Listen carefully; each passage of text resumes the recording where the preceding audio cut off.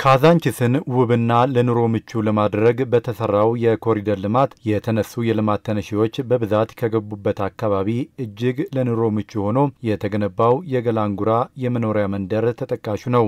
የፌዴሪ ጠቅላይ ሚኒስትር ዶክተር አብይ አህመድ ታዲያ በዓል ሲደርስ ጎረቤትንና ዘመድን መጠየቅ ባህል ነው በማለት የቀድሞ ጎረቤቶቻቸውን ኑሮ ለመመልከትና በዓልንም አብሮ ለማሳለፍ በገላንጉራ መንደር ተገኝተዋል።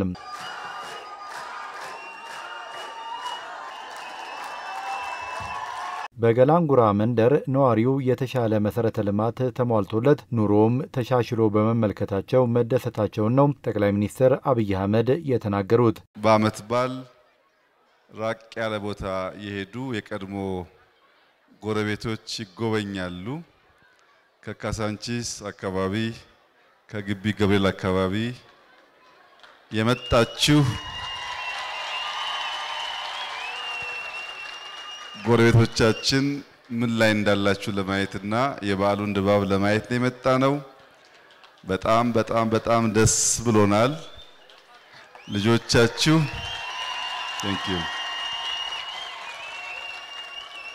ልጆቻችሁ መልካም ትምህርት ቤት፣ መመገቢያ ቦታ፣ አዛውንቶች መመገቢያ ቦታ አግኝተዋል። እድራችሁ ቁባችሁ በጋራ እንደተለመደው የተጠያየቃችሁ የምትኖሩበት ነገር ተፈጥሮላችኋል።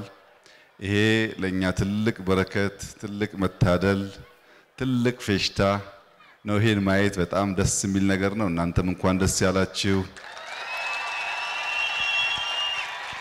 ቃል በተገባው መሰረት ካዛንቺስ በአጭር ጊዜ ለምታ መለወጧን የተናገሩት ጠቅላይ ሚኒስትሩ ለልጆቻችን የተሻለ ኑሮ የሚኖሩበትን መደላደል እየፈጠርን ነው ብለዋል። ነዋሪዎቹ የተለወጠውን የቀድሞ ሰፈራቸውን እንዲጎበኙም ጋብዘዋል።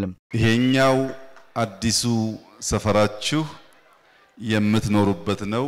ያም የኖራችሁበት ሰፈራችሁ ሄዳችሁ እንድታዩት እጋብዛለሁ። ከንቲባንም ጠይቃለሁ። ቃል በገባነው መሰረት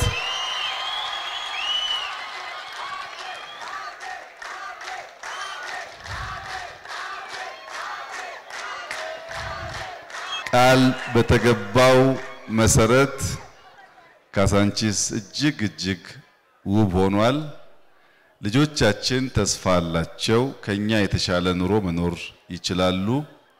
እንግዲህ ልማት ሲመጣ ብዙ አሉባልታ፣ ብዙ ስሞታ፣ ብዙ ክስ፣ ብዙ ወቀሳ ይኖራል።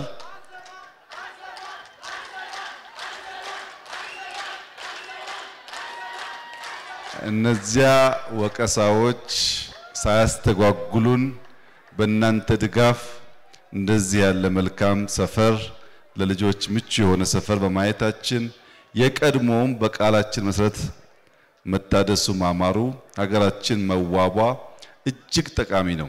ከተማችን ተጎሳቁሏና ቆሽሻ ያየን ዝም ማለት አንችልም ያሉት ጠቅላይ ሚኒስትሩ እንቀይረው ያልነው መጪውን ዘመን ለማሳመር ነው፣ በዚህም ተሳክቶልናል ብለዋል።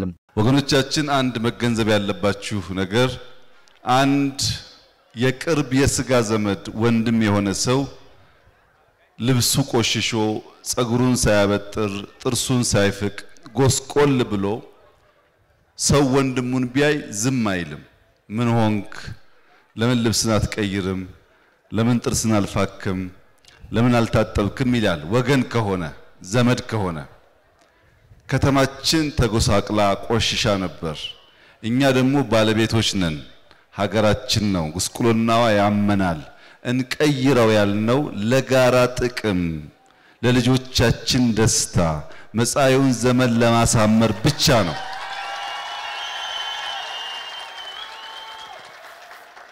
በዚያ መንገድ በቅን ልቦና ባንጀምረው ኑሮ እንደዚህ ያለ ግዙፍ ስራ ከፈጣሪ ድጋፍ ውጪ ሊሳካ አይችልም። ሀገራችንን ማስዋብና የልጆቻችንን ሕይወት በተስፋና በተድላ የተሞላ ማድረግ ቀዳሚው ፍላጎታችን ነው ሲሉም ተናግረዋል። አሁንም እናንተ እስካላችሁ እስከረዳችሁን ድረስ ሀገራችን ማስዋብ የልጆቻችን ሕይወት በተስፋና በተድላ የተሞላ እንዲሆን ማድረግ የኛ ቀዳሚ መሻት ነው። ሌላ ሐሳብ የለንም። የተለወጠች ከልመና የወጣች ሀገር ማየት ነው። ያ እስኪሆን በጸሎት ከጎናችን እንድትሆኑ ለሀገራችን ሰላም ለሀገራችን ብልጽግና እንድትጸልዩ ያልገባቸው ሰዎች እያዩ እየተማሩ እንዲመለሱ እኛ በእኛ በኩል እድል እንሰጣለን። በእናንተ በኩልም ልባችን ሰፍቶ ተስማምተን በጋራ መኖር የምንችልባት ምርጥ ሀገር ስላለን በዚሁ መንፈስ አብረን እንድንኖር በዘር በሃይማኖት በሰፈር ሳንከፋፈል እንደ አንድ ህዝብ በልጽገን ተሻሽለን ለለውጥ የምንተጋ እንድንሆን የዘውትር ምኞታችን ነው። የእናንተም ጸሎት እንዳይለየን። መልካም ፋሲካ፣ መልካም በዓል። ጠቅላይ ሚኒስትሩ ለገላን ጉራ ነዋሪዎች ማዕድም አጋርተዋል።